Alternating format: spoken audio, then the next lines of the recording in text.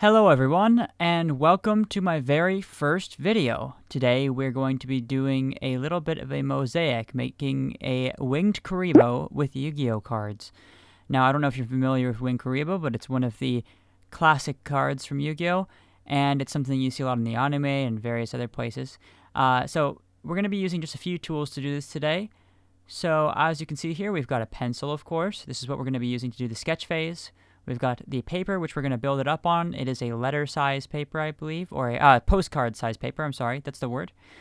We've got double-sided tape, which we will use to stick down all of the pieces of card onto the letter-sized paper here to make the mosaic. We have a ruler, which you will need if you don't have one of these mats here. But if you've got the mat, you might not need it. In my case, I ended up needing it because of the size. And we've got also an X-Acto knife, or a similar blade of different brand. Mine is called Olfa, I believe. That's the brand. Hard to get it to focus here, so you couldn't really see it. But yeah, I believe it's called Olfa. And I've got a bunch of extra blades here on the right-hand side, as you can see for it as well, for this Olfa blade. Here are the blades. So you can see them here. I think I've got like 20 extra ones in here, but I only used, I believe, one fresh blade during the making of this. So you probably won't need more than one fresh blade. You might need 2 or 3. And then we're also going to be using scissors, but I didn't show them yet in this part, but you'll see them in a bit. At this point, I wasn't planning on using scissors, but they ended up being more efficient than using the X-Acto knife for the quick cutting.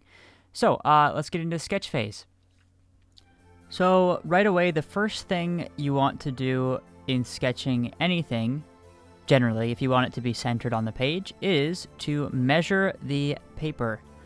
That's right, you want to find out how long it is. That way you can find out what the midpoint of it is, and you can use a ruler to mark the midpoint, making it much easier to make an evenly spaced out drawing, something that is a little bit more accurate. Now, I had to use a ruler because, unfortunately, my page here, I think, was like 15 centimeters or something like that. And, 15 is an odd number. You can't really split it down the middle too cleanly. So, 7.5 centimeters on each side I measured. And then I marked the midpoints on each side and then drew a line down the middle. Now we've got a line there. I just sort of mark the midpoint roughly, just eyed it, of that middle line in order to sort of decide what to draw around. And then I made 2 small ovals and drew all the details around them. Now the middle oval is kind of for the placement of the eyes, and the outer oval is for the placement of the body. Then I just drew all of the appendages on and the fur and everything for the Kuriboh, and basically sort of marked out where the shadows and things like that were going to be.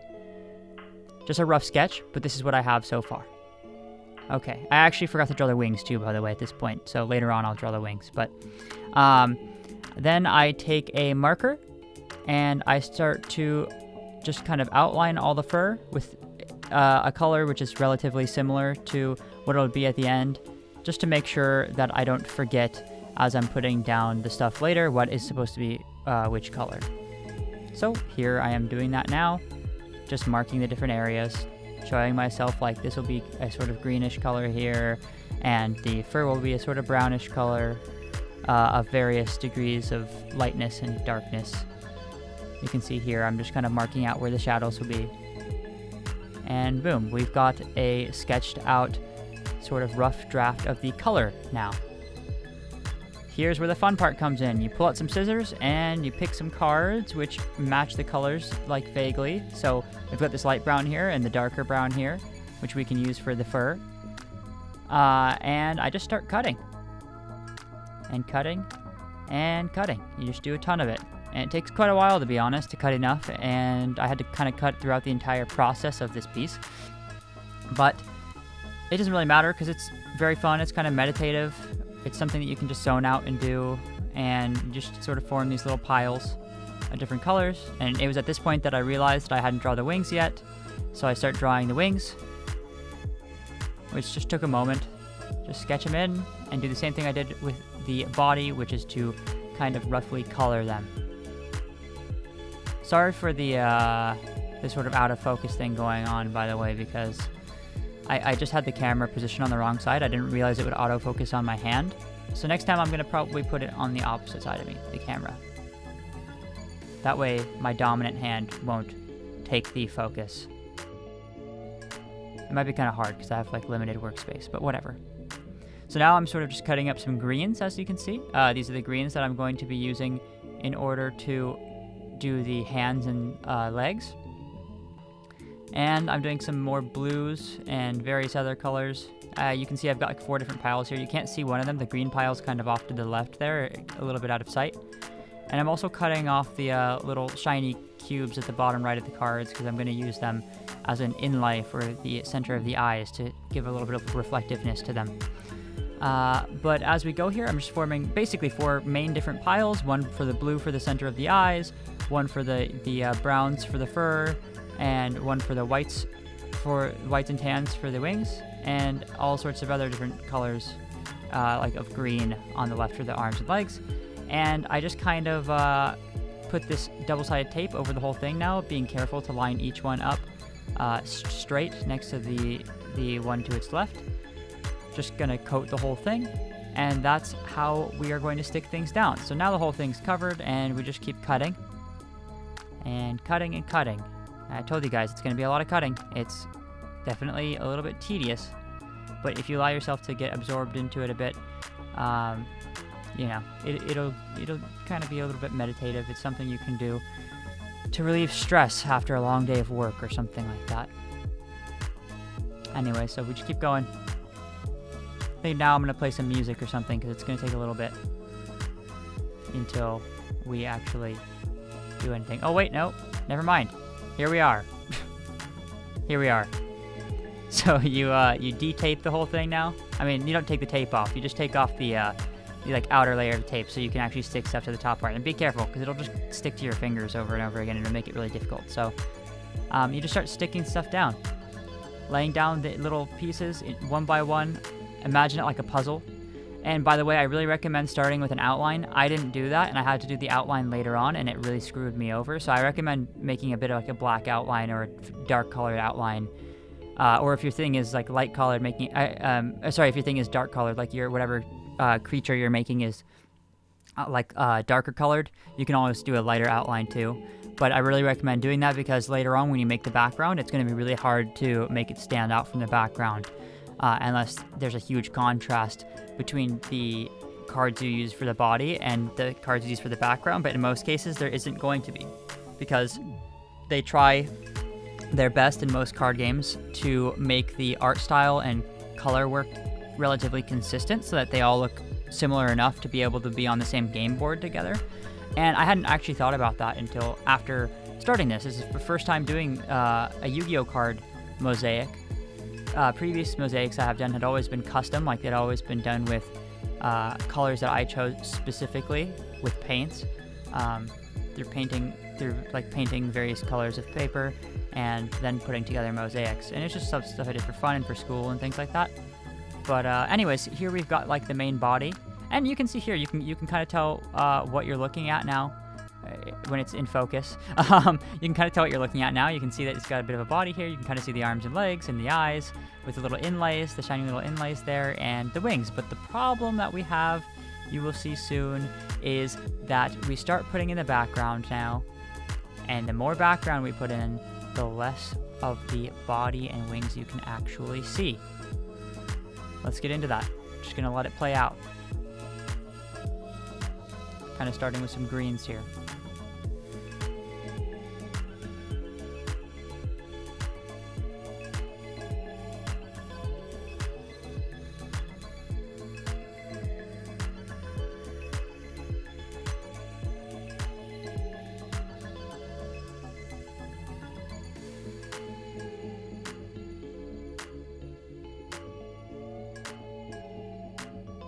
So this is where it starts getting really difficult to actually tell what's what. I'm sure you guys can see that as well. Like the background is sort of encroaching more and more into the territory of the body and wings of the character, and it is becoming very difficult to see what's what. Even though there's like a pretty big difference too, by the way, between the sort of purples and blues and the white of the wings. They just kind of end up feeling like the same.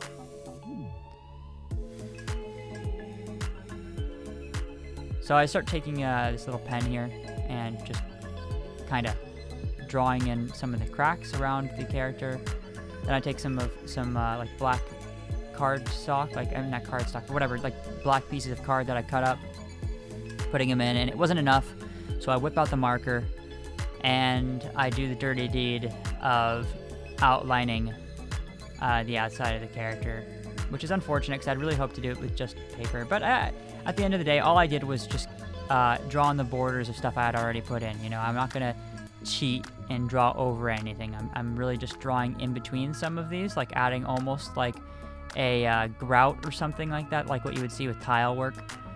But instead, I'm just doing it with this black marker, and that just helps things to stand out a little bit. I'm just drawing along the border of the different areas and trying to keep it as limited as possible, trying not to do a ton of it.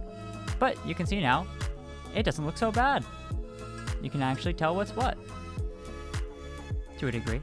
It's not perfect either, but hey, first time, right? Now let's take a look. I'm gonna go put it in a frame, and we can see kind of how it actually looks. So here's the frame I'm gonna use. It's a clear frame.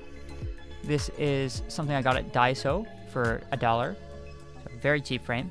It's all plastic, of course. But it's really cool because it'll allow you to see all the borders and everything.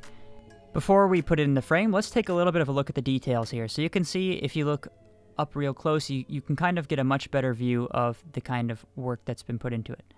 And the final product.